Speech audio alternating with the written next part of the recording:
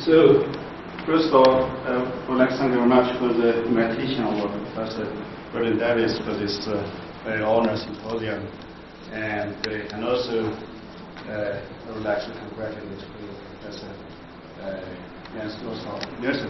Actually, I have a good connection with Denmark, and I spent 2 years with Bill Hammer in office from 2002 to 2004, and also Bill Hammer in Denmark. And also, I visited Topsoil 2 years ago, invited by Steve Cover, and he showed me the wonderful electron microscope, and really amazing. So, and my talk, I would like to share with you somehow very fundamental issue employed by the first principle theory of calculation on Coulomb-based catalysis for Syngas conversion. So I come from the Dali Institute of Chemical Physics. It's the 8th level of catalysis in Berlin. So the talk of my focus on mainly on the Coulomb-based catalysis, mainly by the density functional theory, and mainly on the structure sensitivity.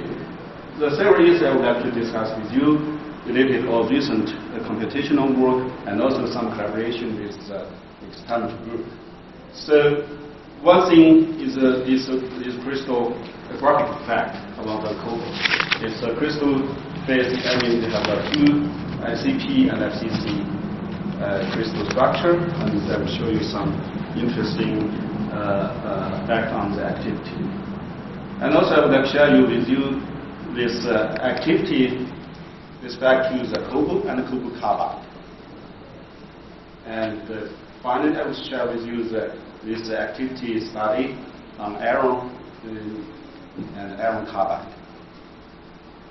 So this is all related with this structure sensitivity. We know we have this all many, and it's the effect could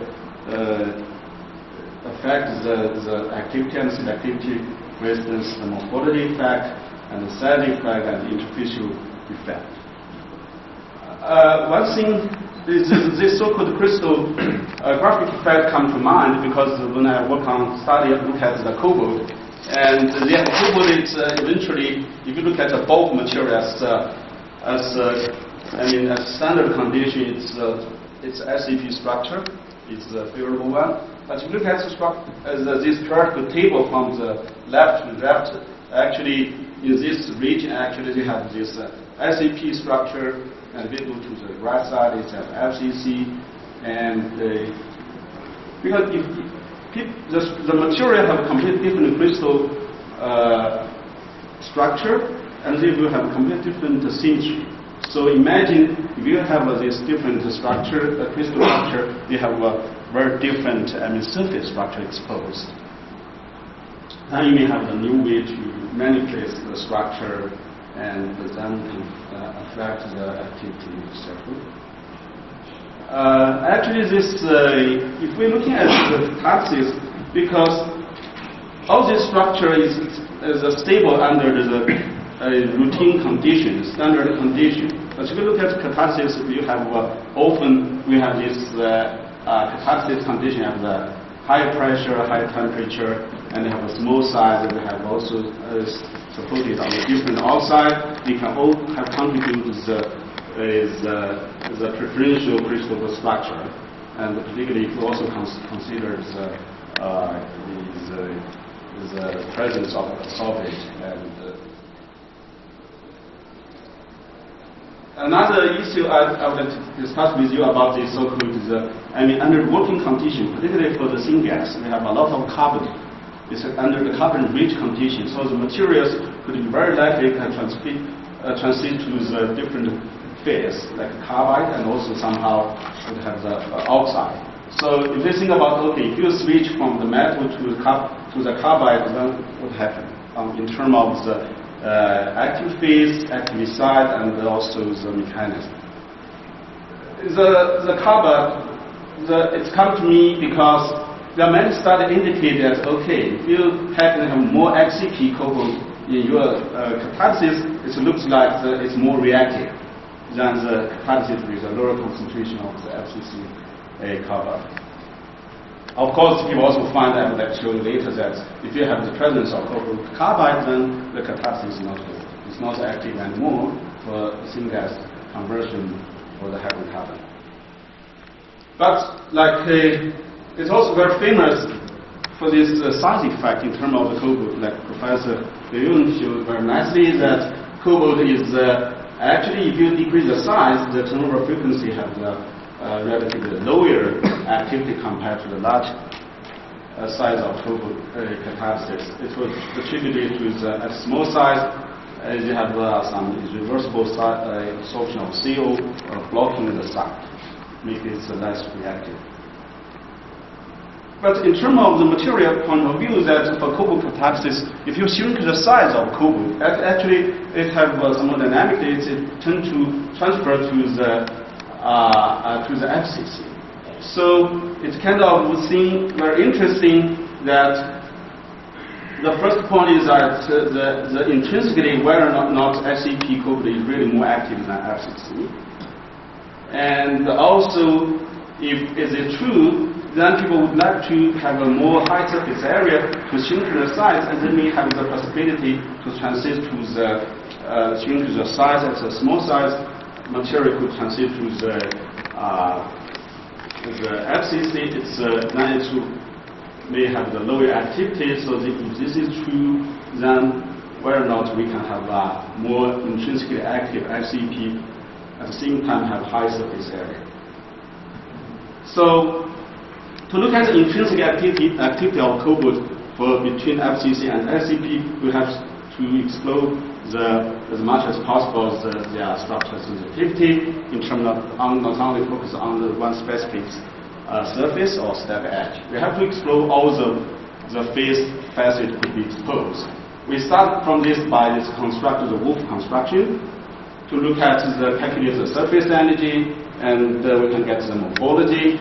Based on the first principle calculation, we have this the morphology. This is FCP cobalt, this is FCC.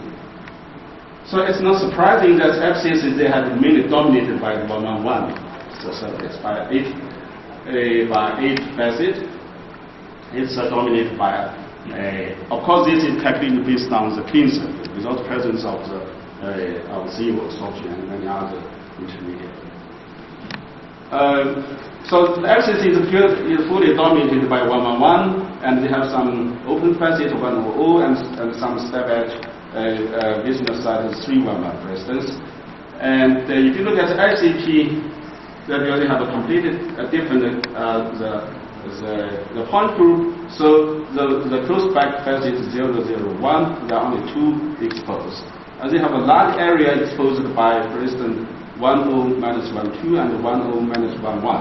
They almost and also the 10 minus 10. They almost cover surface by 17%. This is surface area is you can see that this is very open, and so imagine that if you have FCP materials, they have more actually intrinsically they are more active than FCC, because FCC will be preferentially dominated by this low active 111 surface. But we have to prove this by first principle calculation. We prove this by the simple CO absorption and dissociation to explore all these their absorption and the dissociation on the specific exposed. We calculate by the Wolf construction. So it's not surprising that CO absorption is not sensitive. It's also around by 1.8 electron-volt, because most of case CO is absorbed by a top size. It's not doesn't matter what the surface looks like. But if you look at CO dissociation, that of course it's very clear that CO dissociation is very structure sensitive, and the barrier, for instance, it's a 1.2, 1.3, 1.4, 1.07 electron-volt. And they are pretty low, but if you look at the FCC cobalt, they are three facet exposed. They are much more. I mean, the one you can see it's at least 1.4, 1.5 electron-volt. So they are much more. They are more demanding to dissociate or CO. And the reason for this difference is because actually ICP is it's more open, and they allow actually expose the facet more a 4-fold side to accommodate the carbon, and at the same time it also allows that oxygen, the fragment to at the side preferentially, bonded to the without for instance the side competition which will happen on FCC material. Let's say here 311 surface. There's many other transitions. If you look at the transitions, they can get a similar conclusion. But if we use a very simple rate equation, we can calculate the rate of CO dissociation. That is the rate shown in this figure. You can see that the rate in terms of CO dissociation, that HCP coupled, if you have several facets exposed, actually they are more active than the FCC coupled. So this tells us that actually, if there are one facet is more reactive than the FCC one, it will be very dependent on how you synthesize your materials. But if the HCP they have several facets, 1, 2, 3, 4 exposed, more reactive than FCC, actually it doesn't matter how you prepare or synthesize your materials. So actually this is the case of the many groups found that HCP cobalt is more reactive, and because you have different method to prepare your catalysis and you have a very different support. Actually, they all find out that HCP is more reactive, and it's also consistent with the computational result. And also, these results also show very strong morphology effect. This tells us that actually, if we can, because HCP is only stable at a large size, so you may have a very lower surface area. So because we know that, for instance, this is 10 minus 11, actually it's covered quite high. The ratio of exposed surface, we don't need actually to, not necessary to shrink the size of the catalysis. We can control by, for instance, by morphology. We can have the more active side exposed, even it have a probably very lower surface area. And of course, it's very known that CO could be dissociated assisted by in the presence of hydrogen. It may affect of the conclusion we found before. And we did this calculation and actually found that actually for HCP that CO direct dissociation is still more, more kinetic variable. And for FCC, that hydrogen assisted route is more preferential than the direct pathway. But even consider this hydrogen assistant pathway, we still find that this hydrogen assistant pathway on FCC cobalt remain more demanding compared to the HCP, the cobalt catalysis. So it tells actually the CO dissociation, how to dissociate CO, it's not only affects the activity, also actually it's also have the influential on how to activate the CO. In terms of, for instance, the role of the presence of hydrogen will participate in the CO activation on cobalt, but it doesn't change the conclusion of the HCP remain more active than the FCC. So this is actually the point I just mentioned. And actually, we get the point that okay, HCP is good because, for instance, they have this 10 minus 11. This is a very active facet. So it's very interesting, actually, experimental material science. This is a paper published 2 years ago for the ruthenium. Actually, they can synthesize the materials by the controlled shape. In this whole glass shape, actually, all the facets proposed here is the facet we found on cobalt is this 10 minus 11. So imagine actually for cobalt capacity, I would imagine for material for experimental scientists, if you could synthesize the cobalt catalysis by controlling the morphology, for instance, something like this, then actually you can get a very good catalysis, have very high intrinsic activity, at the same time have very high dense active site exposed without necessary to decrease the size. Actually, we also extend this calculation to the ammonia synthesize, because ammonia synthesize also people used to cobalt for ammonia synthesize. Actually, people found that often they have these two phases. Yes. And we do the DFT calculation, find exactly almost the same result as we found for CO, but not as dramatic as we found for CO. That for ammonia synthesize, actually SCP is also better than abscess. Okay, so cobalt carbide. Because people found that, okay, once in the presence of cobalt carbide is not good. It's a kind of indication of deactivation for the Fischer house. Because once you form the cobalt carbide, actually you have, for each of the carbon atoms, there are many carbon atoms around. And if you look at the cobalt carbide, actually it's still metallic. And, but of course the cobalt become cationic in this case. So, and also the first neighbor for the cobalt will be surrounded by the carbon. What's the effect for this structure on CO, for instance, absorption and dissociation? Very related with the Fischer-Tropsch, the first step, and also for the alcohol, for instance, oxygenate formation. We did a preliminary calculation to show actually the CO dissociation. The barrier, for instance, this red line, it's pretty high. It's up at 2.2 electron volt. But the absorption of CO on cobalt carbide is very. It's even stronger than the typical cobalt metal surface. This tells us actually CO can well absorb on cobalt carbide, but it's extremely difficult to dissociate because of thermodynamic. For instance, it's nearly thermoneutral on cobalt carbide, but on cobalt CO dissociation is quite axisymmetric. I mean, the reason actually from the density functional theory point of view, we can well to understand why CO is much more strongly bound to cobalt carbide than the cobalt, but why it's thermodynamically not favorable for CO dissociation. It's quite easy to understand because now you have a cobalt surrounded by the carbon. So if your product to form the carbon and the oxygen, so it's a kind of side computation exists on cobalt carbide, and it makes the CO dissociation rather unfavorable.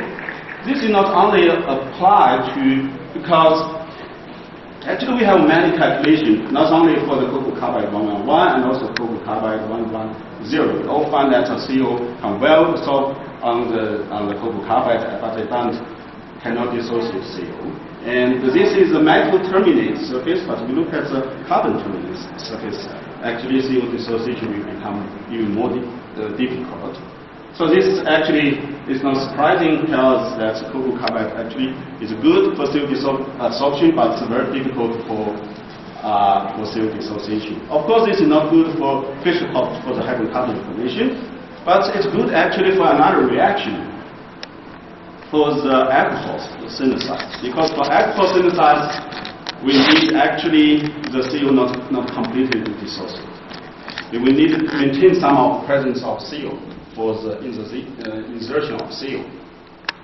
This actually, the experimentalist actually in Dalian, we have a group, experimental group, Professor in Jedin, actually they could prepare the catalysis, for instance, by well-controlled, have some route to synthesize, for instance, fully prepare the carbon carbide catalysis first, and then you can do the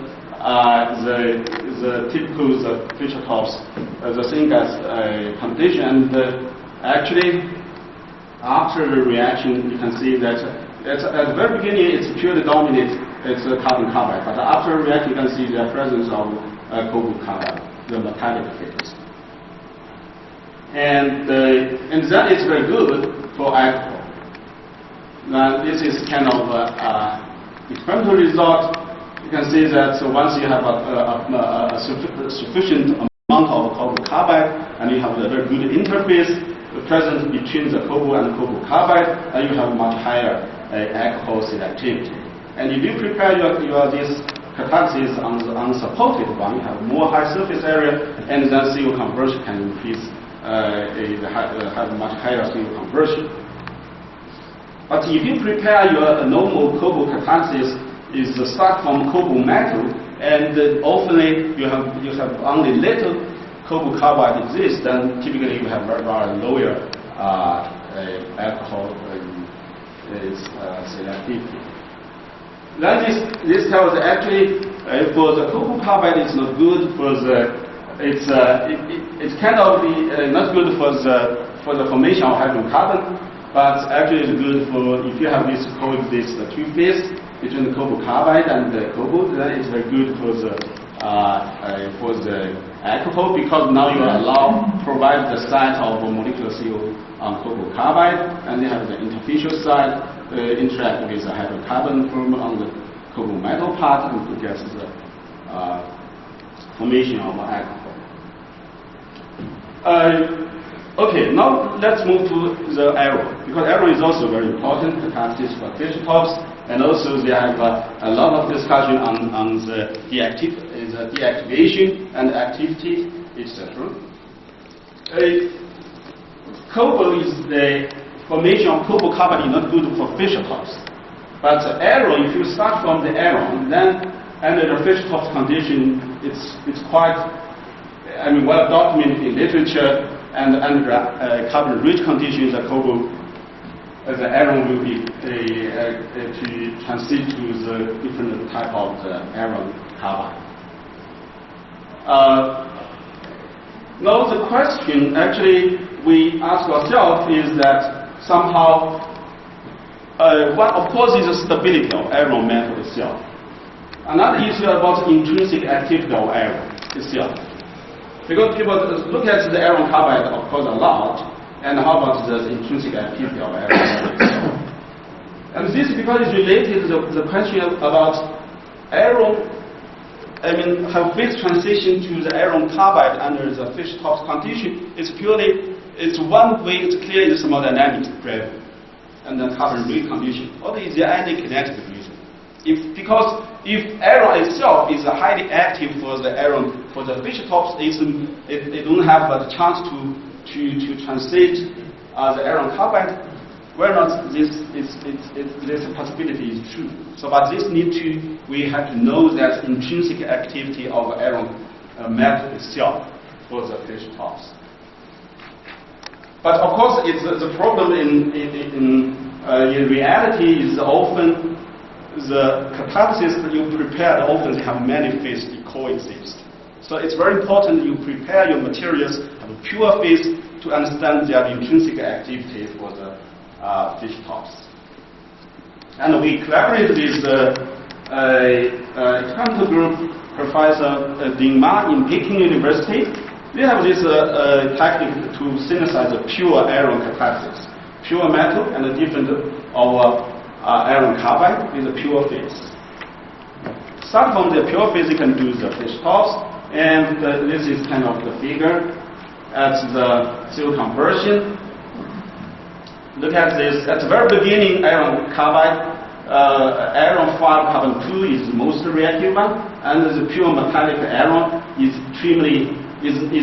less active. But with this approach to the steady state, actually, they looks like very close. Their activity is very close to this, have very similar activity. Then the question is, okay, what happened in the beginning? Why is apparently the iron itself it have a very low activity, and why actually after present 40 hours, why they have a similar activity? So up here. So then we come to the computational study. Actually, it looks very simple when we finish the calculation. Look at the energetics. We have these two surfaces as a kind of starting point. One is iron 301, another is iron carbide 100 surface. We select these two surfaces because their surface and the local structure looks very similar. We can more concentrate on on the, for instance, the effect of the carbon compared to the presence of carbon compared to the metallic phase. Okay, so the CO absorption on both surfaces looks very similar. The binding strength is actually just 0.2, 0.1 electron volt. It doesn't much difference. But the carbon is a big difference. Carbon on pure metal 8 electron volt, and on carbide is 7. It's no surprise at all. But it's the binding strength of carbon atom on pure metal is almost 1 electron volt stronger. Actually, this is all the main reason I would show in the computational the activity difference between the metal and the carbon. Because carbon actually is so strongly bound to the pure metal, it has no way to lead to formation of the methane and the carbon-carbon chain groups. And then this leaves the space for instance, make the intrinsically iron metal itself have very low activity for the fission tops. For instance, of course, it's not surprise at all. The CO dissociation on metal, it's just 1.9 electron volt. It's quite exosymmetric. It's a formation of a carbon atom, and the hydrogen assisted one is actually not preferential compared to the direct pathway. But if you look at the iron carbide, CO dissociation becomes much more demanding. But it's still not too difficult. It's still 1.3 electron volt. It's still quite, kinetically favorable for fission tops under the typical fission tops reaction condition. But its hydrogen assisted pathway is slightly more favorable. 1.29, this is 1.35, and also the product actually is not apparently thermodynamically is from the CH rather than atomic carbon. And the methane formation. Because on iron, it's from CO dissociation you get atomic carbon. So if you start from atomic carbon, you get the methane formation. The apparent barrier is more than 2 electron volt. So you have really no way. It's of course it's good for lower methane activity. But if you look at the methane formation on iron carbide, because now we start actually from the CH, not carbon. Atomic carbon anymore, because CO dissociation will preferentially be assisted by the hydrogen. And then if you look at the methane formation, the barrier is actually 1.4. Quite low. That is mainly reason that now even actually for carbon or for CH, actually their bonding to the iron carbide is not as strong as what happened on iron metal itself. Okay, carbon-carbon coupling. It's very complicated, as indicated by the previous speaker this morning. Computationally, actually, we are looking at computationally we can calculate the elementary barrier, of course. And how about this effective barrier? We have to take into account the concentration of the reactants. Actually, this has been evaluated by the formation energy. And if we take into account the formation energy and elementary barrier, we can define this so-called effective barrier. And once we have the effective barrier available, we can compare all the different parts to define this apparent barrier for specific materials to be related with experimental observation, the measurement. Okay, what's happened for that iron carbon-carbon coupling on iron? So the carbon-carbon coupling here. Okay, so carbon-carbon coupling here is 2. Electron volt is quite strong, but the formation, because we start from carbon, the formation energy cost is 0. And then we get the effective barrier 2. But for our reaction pathway, we have a relatively lower elementary barrier, but we have to pay the cost to formation of this intermediate. So the overall, the effective barrier is much more significant, much more higher than the carbon-carbon and carbon-CH.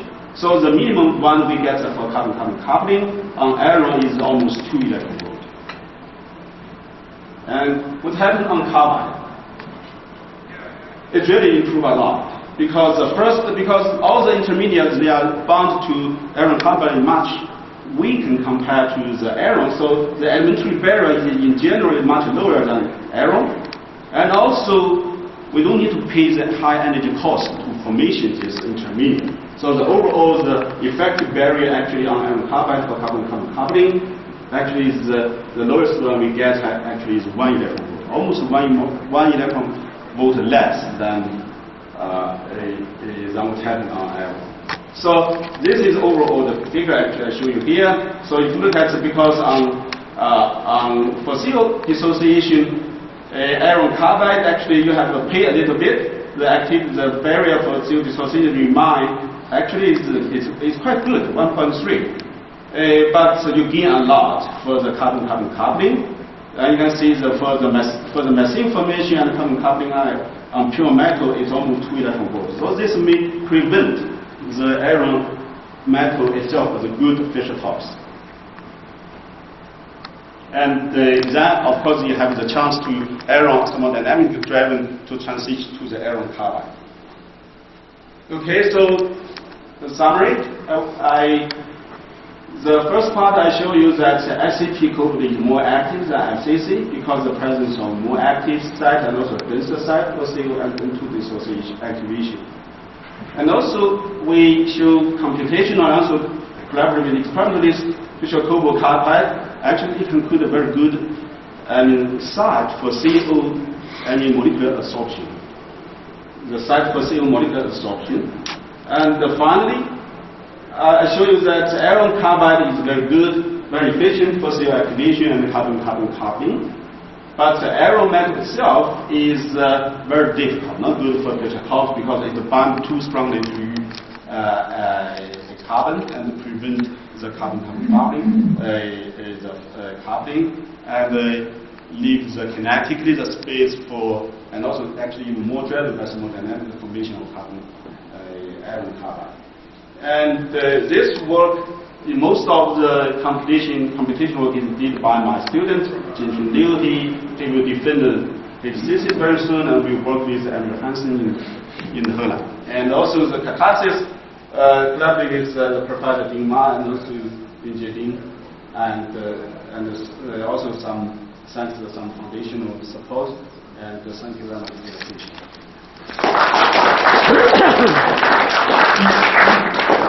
Questions? Yes. One comment about the iron work.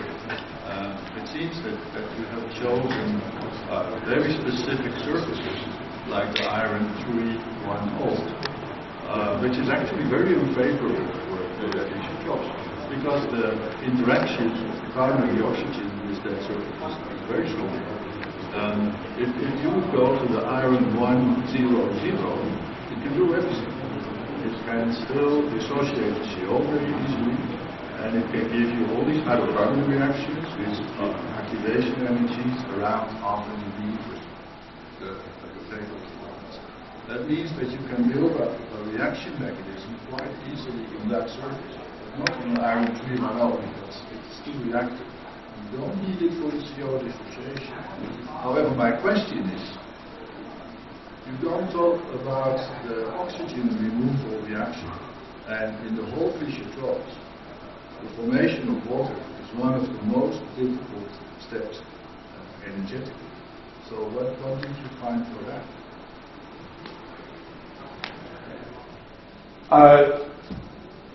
Yeah, because this study, of course, we are trying to get kind of understanding the difference between iron and iron carbide. Of course, this is study. This surface selected because we make it simple to look very similar. Of course, it will be more important to have more, to explore more surface. But in terms of oxygen, yes, it's partly energetically oxygen in this specific surface is also looks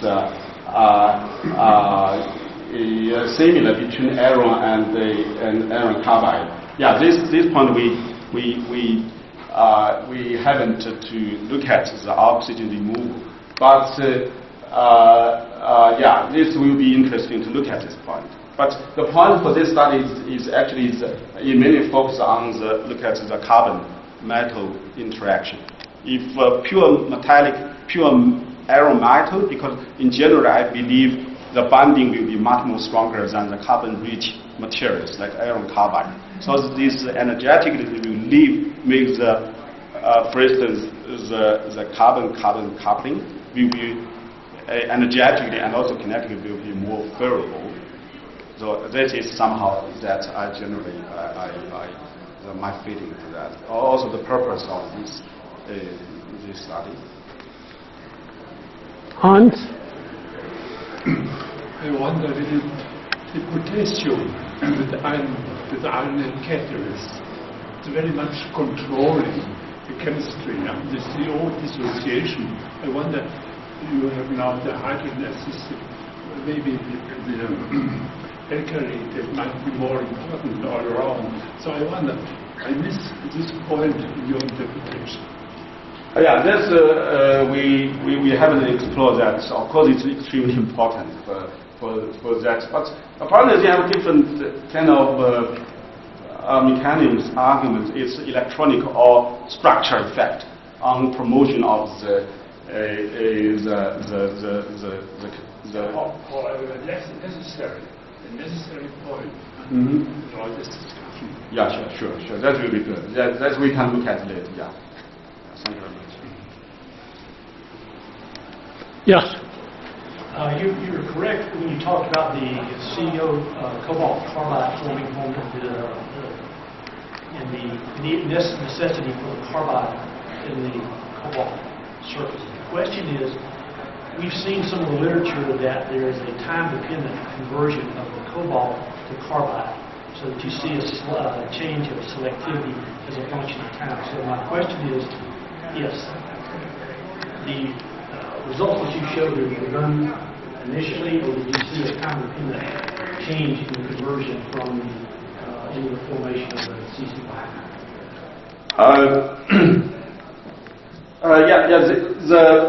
This data show here is very stable. Gets the data show actually is under steady state. So I guess your point is somehow, of course, these catalysis they have to be carefully prepared. Start from cobalt carbide. If you start from the pure cobalt, actually it's somehow looks like difficult to form sufficient amount of cobalt carbide, and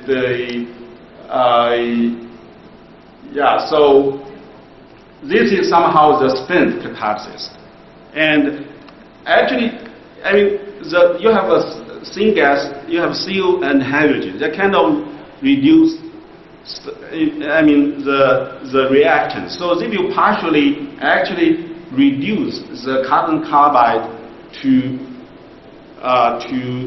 the pure cobalt metal, I think that I think all collaborators they didn't do that, but the data show here is get a steady state. They didn't follow the time evolution yet, but this is the final get a state result.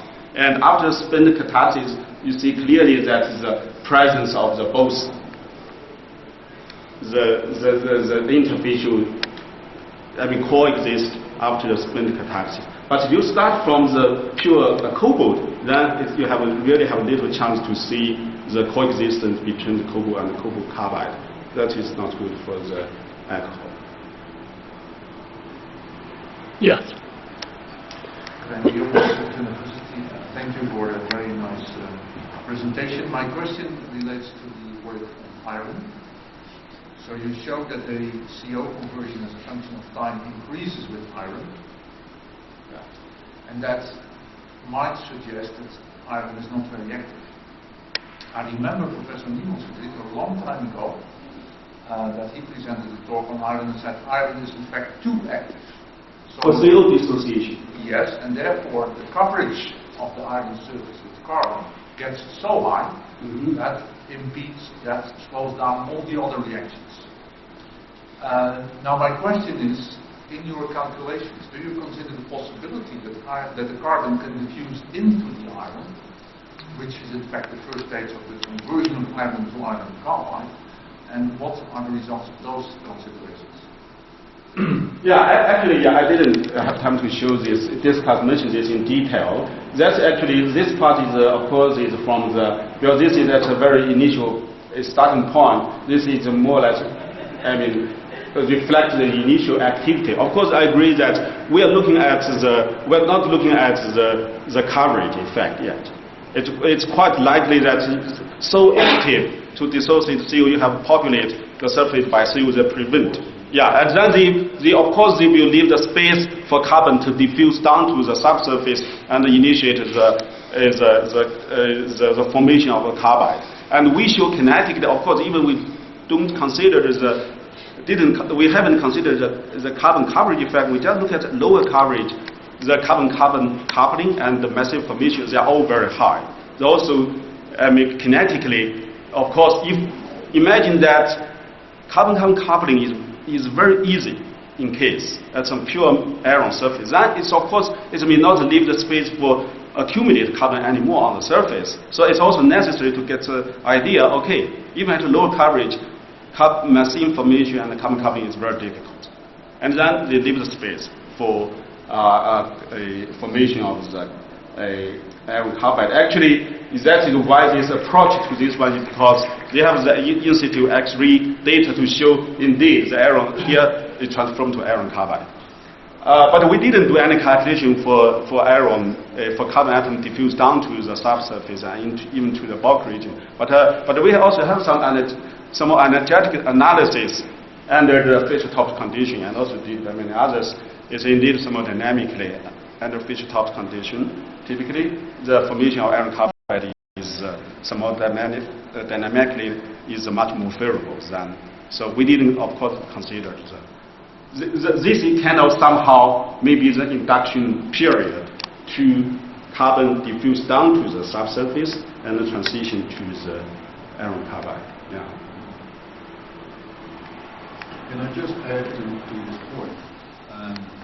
This is work from the 80s with Rostrup spectroscopy and so on that Klein used. If you start with clean iron, you expose it to Syngas, and the iron is simply a sponge for carbon. So the carbonization reaction is very fast. That means that you will have no carbon at the moment left to do something on the surface. Once that carbonization slows down, then you retain more carbon. Then you get into that higher region, which is very close to the carbon. Yeah, of course, it's because it's good. We know that on the surface, any other surface reaction is kinetically prevented, and then you have some more dynamically, or even also for the carbon diffusion is also maybe kinetically driven. It's only unless that's all the surface process has been prevented, and then you have fast reaction. Yeah.